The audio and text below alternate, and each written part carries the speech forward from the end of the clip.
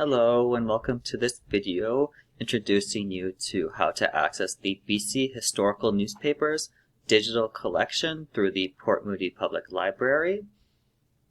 So just starting on our homepage here, if we go to our top banner under the Borrow heading, there'll be various options, and we want to select the Magazines and Newspapers option right here. When we click on it, it's going to bring us up to a new page with the different magazine and newspaper digital collections that the library has.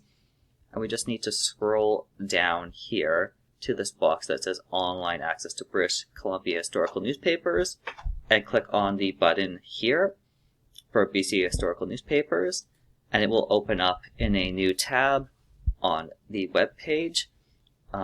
As long as you access this collection through the Port Moody Public Library website, there is no login required or any type of sign-in, no library card required, no PIN to enter, anything like that.